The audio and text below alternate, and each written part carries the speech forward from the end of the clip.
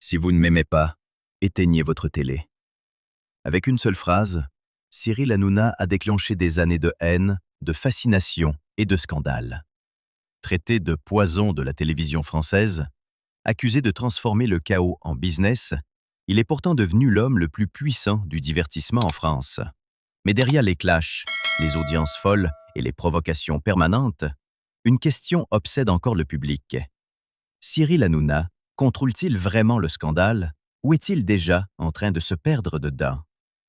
Au début, personne ne prenait vraiment Cyril Hanouna au sérieux. Dans les studios de radio parisiens, on voyait surtout un garçon nerveux, incapable de rester assis, parlant trop vite, riant trop fort, comme s'il cherchait désespérément à remplir chaque seconde de silence. Né le 23 septembre 1974 à Paris, dans une famille juive tunisienne, il grandit avec cette sensation d'être toujours légèrement à côté des autres. Son physique atypique, son énergie incontrôlable, son humour agressif, tout chez lui dérangeait déjà. Certains camarades le trouvaient épuisant. D'autres le considéraient simplement comme un garçon qui voulait attirer l'attention à tout prix. Personne n'imaginait encore que cette agitation deviendrait un jour sa signature médiatique. Quand il débarque sur Fun Radio, au début des années 2000, aux côtés d'Arthur, Hanouna comprend très vite une chose essentielle. Dans les médias, le calme ne fait pas vendre. Alors il accélère tout. Les blagues deviennent plus piquantes, les interruptions plus brutales, les réactions plus excessives. À l'antenne, il impose un style qui ressemble presque à une bagarre permanente. Certains producteurs sont horrifiés. D'autres sentent qu'un phénomène est en train de naître. Très vite, Cyril Hanouna transforme son propre désordre en arme commerciale. Là où les animateurs classiques cherchent l'élégance, lui choisit l'imprévisible. Il ne veut pas être respecté. Il veut être impossible à ignorer. Et ça fonctionne. Sur radio, puis à la télévision, les audiences explosent dès qu'il apparaît. Son arrivée sur France Télévisions, puis la création de H2O Productions en 2010, marque un tournant brutal. Avec Touche pas à mon poste, il ne construit pas seulement une émission, il crée un univers où le malaise devient spectacle. Mais pendant que sa carrière monte à une vitesse folle, une autre réputation commence à lui coller à la peau. Celle d'un homme dont la vie privée semble toujours entourée de mystères. Car autour de Hanouna, les femmes deviennent rapidement un sujet aussi commenté que ses audiences. Chaque proximité déclenche des théories. Chaque regard est disséqué par les réseaux sociaux. Pourquoi cet animateur provoque-t-il autant d'obsessions? Pourquoi le public semble-t-il vouloir transformer chacune de ses relations en feuilleton national?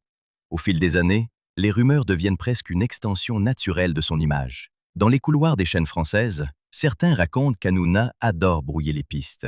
Il laisse planer des ambiguïtés, entretient des silences, sourit sans confirmer, comme si le doute faisait partie du spectacle. Plus les médias spéculent, plus sa machine médiatique grossit. Et c'est là que Cyril Hanouna devient véritablement dangereux pour ses rivaux. Parce qu'il comprend avant tout le monde que le scandale n'est pas une menace. C'est une monnaie, une visibilité, une addiction collective. Chaque polémique attire davantage de spectateurs. Chaque critique nourrit sa popularité. Même ses ennemis participent malgré eux à renforcer son pouvoir. Thierry Ardisson le traite de fabricant de bêtises télévisuelles. Des éditorialistes réclament régulièrement sa disparition du paysage audiovisuel. Pourtant, soir après soir, des millions de Français continuent de regarder. Plus il dérange, plus il gagne. Et derrière cette ascension presque insolente, une autre question commence déjà à apparaître dans les médias français. Jusqu'où Cyril Hanouna est-il prêt à aller pour rester au centre de l'attention? Avant les rumeurs incessantes, avant les femmes mystérieuses associées à son nom, avant les photos volées et les théories obsessionnelles des réseaux sociaux, il y avait une personne que Cyril Hanouna semblait regarder autrement. Une présence discrète, loin du vacarme télévisuel. Émilie n'était ni chroniqueuse, ni influenceuse, ni figure du show business. Et c'est peut-être précisément pour cela que leur histoire paraissait si différente. Ils se rencontrent en 2003 lors d'une fête d'anniversaire. À cette époque, Hanouna n'est encore qu'un animateur ambitieux qui tente de se faire une place dans un milieu brutal. Il part déjà vite, bouge sans arrêt, déborde d'idées et d'énergie nerveuse. Beaucoup le trouvent fatigant. Émilie, elle, voit autre chose derrière cette agitation permanente. Une fragilité cachée sous l'humour, une angoisse presque enfantine de ne jamais être assez aimée. Très vite, elle devient le seul véritable refuge du futur roi du chaos télévisuel. Pendant que les audiences montent, que les contrats s'enchaînent et que les émissions deviennent de plus en plus explosives, Émilie reste volontairement loin des caméras.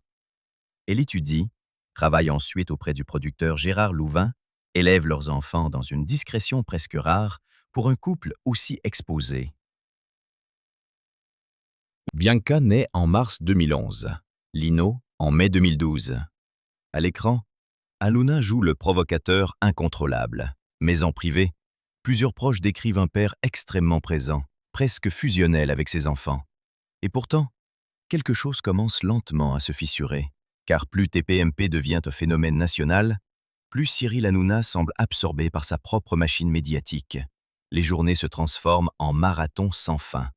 Réunions, directs, conflits, polémiques, réseaux sociaux, audiences.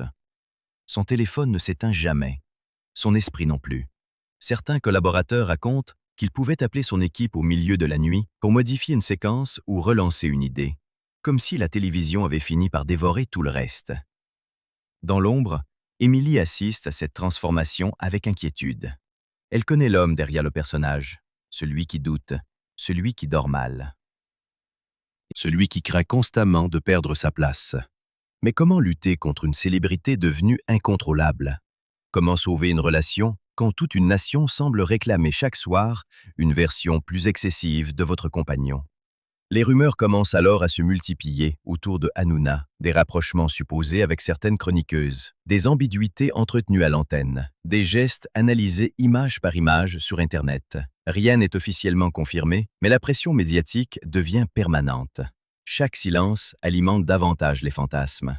En 2019, après 16 années de relation, la séparation tombe comme une déflagration discrète. Pas de scandale public, pas de guerre médiatique, aucun règlement de compte humiliant. Seulement une phrase d'Émilie qui trouble profondément les Français. Elle continue de le décrire comme un père extraordinaire. C'est précisément ce qui rend cette rupture si dérangeante. Parce qu'elle ne ressemble pas aux histoires habituelles du monde du spectacle. Il n'y a ni haine visible, ni vengeance spectaculaire.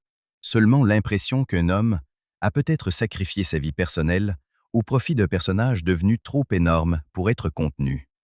Pendant que la France continue de rire, de critiquer ou de s'indigner devant Cyril Hanouna, une question reste suspendue dans l'air. Et si le prix réel de son succès avait été sa propre famille? Puis est arrivée Kelly Vedovelli.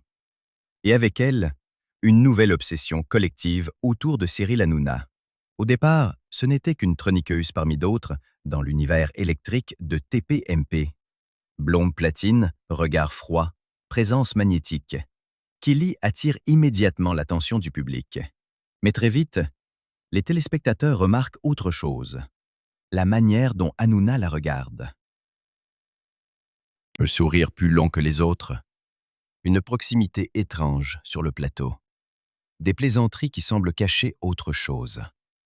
En quelques mois, Internet transforme leur complicité en romance supposée. Les vidéos circulent partout. Chaque geste est ralenti, analysé, disséqué. Certains fans affirment qu'aucune femme n'a jamais semblé aussi proche de lui à l'écran depuis sa séparation avec Émilie. Était-ce réel? Ou simplement une mécanique télévisuelle parfaitement maîtrisée? Le plus troublant, c'est que ni Hanouna ni Kelly ne coupent vraiment court aux spéculations. Ils esquivent, jouent avec les sous-entendus, laissent les réseaux sociaux fabriquer le reste. Et plus le doute grandit, plus l'audience suit. Dans les médias français, leur relation devient un feuilleton parallèle à TPMP lui-même. Puis les rumeurs prennent une dimension presque délirante. Des internautes commencent à prétendre que les deux animateurs mèneraient une relation secrète depuis des années. D'autres assurent qu'ils partageraient une vie cachée loin des plateaux. Certains vont encore plus loin. Selon plusieurs comptes viraux, Kelly aurait même eu un enfant avec Hanouna dans le plus grand secret. Aucune preuve sérieuse n'apparaît. Pourtant, la machine médiatique tourne déjà à pleine vitesse. Pourquoi le public veut-il absolument croire à cette histoire? Parce qu'entre eux, tout semble toujours ambigu. Chaque silence devient suspect, chaque regard relance les théories. Hanouna comprend parfaitement ce mécanisme. Depuis toujours, il sait qu'un mystère entretient davantage l'attention qu'une vérité claire. Et dans cette histoire, le mystère devient presque plus puissant que les faits eux-mêmes. En 2026, l'affaire explose à nouveau lorsque Kelly Vedovelli confirme être enceinte de jumeaux à 35 ans. Immédiatement, les réseaux sociaux désignent Hanouna comme le père potentiel. Son nom envahit les tendances françaises en quelques heures. Pourtant, plusieurs médias rappellent que Kelly avait publiquement évoqué une relation avec un homme nommé Marvin. Mais sur Internet, la vérité semble déjà secondaire. Le public préfère le scénario le plus spectaculaire. Et c'est précisément ce qui rend cette relation si fascinante. Car personne ne sait réellement ce qui relève de l'intimité sincère, du jeu médiatique ou d'une stratégie de visibilité parfaitement calculée. Même aujourd'hui, certains anciens collaborateurs de TPMP affirment que Hanouna adorait laisser planer le doute autour de Kelly, conscient que cette tension invisible captivait les téléspectateurs. Pendant ce temps, la frontière entre vie privée et spectacle continue de disparaître autour de lui. Comme si chaque émotion devait désormais devenir un contenu. Comme si Cyril Hanouna ne pouvait plus vivre une relation sans qu'elle se transforme en affaire nationale. Puis un autre nom commence à circuler dans les couloirs du pouvoir français. Un nom bien plus explosif que tous les précédents. Tiffaine Auzière. Cette fois, les rumeurs dépassent largement le simple monde du divertissement. Parce que Tiffaine Auzière n'est pas seulement une femme médiatique, elle appartient à l'entourage direct de la famille présidentielle française. Et soudain, Cyril Hanouna se retrouve mêlé à des spéculations capables d'agiter jusqu'aux portes de l'Élysée. Tout bascule lorsque des photos publiées par Paris Match montrent les deux personnalités dans une proximité troublante à Saint-Tropez. Rien de clairement compromettant, aucun geste intime officiel. Pourtant, en France, l'image suffit souvent à déclencher un séisme médiatique. Très vite, les réseaux sociaux s'emballent. Pourquoi Hanouna paraît-il soudain si prudent lorsqu'il évoque Emmanuel Macron à l'antenne? Pourquoi cette agressivité habituelle semble-t-elle disparaître dès qu'il s'approche du sujet présidentiel? Le public commence alors à relire d'anciens extraits de TPMP avec une attention presque paranoïaque. Un regard trop doux, une phrase interrompue, un silence inhabituel. Certains internautes parlent même de « confession cachée », comme si Hanouna laissait volontairement filtrer des émotions qu'il refusait ensuite d'assumer publiquement. Le plus dérangeant reste pourtant leur silence. Ni Tiffaine Auzière, ni Cyril Hanouna ne donnent de véritables explications claires. Et dans l'univers médiatique français, le silence agit souvent comme un accélérateur de fantasmes. Chaque apparition devient un événement, chaque déplacement relance les théories. Des journalistes politiques commencent même à s'interroger. Cette relation supposée pourrait-elle influencer certaines positions médiatiques de Hanouna? Jamais auparavant une rumeur sentimentale autour de lui n'avait atteint un niveau aussi sensible. Parce qu'ici, il ne s'agit plus seulement de télévision ou de buzz. Il est question de pouvoir, d'influence, d'image présidentielle. Et soudain, l'animateur provocateur qui passait sa vie à défier les limites semble lui-même piégé dans un terrain infiniment plus dangereux que ses scandales habituels. Certains proches affirment alors qu'Hanouna aurait compris trop tard l'ampleur de l'incendie médiatique déclenché autour de cette affaire. D'autres pensent au contraire qu'il maîtrise parfaitement cette ambiguïté permanente. Mais au fond, une question obsède toujours les Français. Cyril Hanouna cache-t-il réellement quelque chose?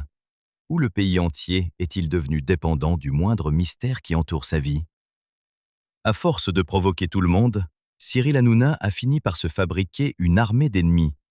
Pas seulement des critiques anonymes sur Internet, des figures puissantes, des stars du paysage audiovisuel français, des hommes influents qui, avec le temps, ont commencé à considérer Hanouna comme une menace réelle pour leur propre territoire médiatique.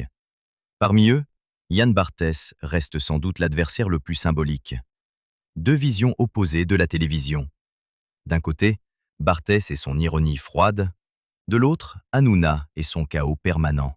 Entre les deux émissions, la guerre des audiences devient presque personnelle. chaque pic lancé à l'antenne se transforme en bataille nationale sur les réseaux sociaux. Et plus les tensions montent, plus le public choisit son camp, comme dans un conflit politique. Puis il y a Arthur, ancien mentor devenu rival ambigu. Les deux hommes ont partagé les débuts de la radio avant que l'argent, le pouvoir et l'ego ne fissurent leur relation. Dans les médias français, beaucoup racontent qu'aucun des deux n'a accepté de voir l'autre devenir plus puissant, mais les affrontements les plus violents arrivent souvent en direct. Lorsque le député Louis Boyard critique Vincent Bolloré sur le plateau de TPMP, Hanouna explose. Insultes, cris, humiliation publique. La séquence choque la France entière. Quelques mois plus tard, la justice condamne l'émission. Pourtant, loin de s'excuser réellement, Hanouna adopte presque une posture de défi permanent, comme s'il voulait prouver qu'aucune sanction ne pouvait l'arrêter. Même Thierry Ardisson entre dans la guerre.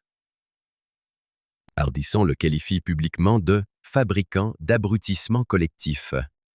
Une phrase brutale qui résume le regard d'une partie de l'intelligentsia française sur Hanouna. Pour eux, il ne représente pas seulement une télévision vulgaire, il symbolise une époque entière où le clash rapporte davantage que le contenu. Et pourtant, Cyril Hanouna semble se nourrir de cette haine. Chaque attaque devient une opportunité d'audience. Chaque polémique rallonge sa présence médiatique. Plus ses ennemis le frappent, plus il revient fort, agressif, imprévisible. Certains collaborateurs racontent qu'il adore les confrontations, presque comme un boxeur incapable de vivre loin du ring. Le plus inquiétant peut-être est ailleurs. À force de transformer toutes ces guerres en spectacle, Hanouna semble parfois oublier qu'il existe encore une frontière entre télévision et destruction personnelle. Derrière les éclats de rire, les cris en plateau et les provocations permanentes, le corps de Cyril Hanouna commence pourtant à envoyer des signaux inquiétants.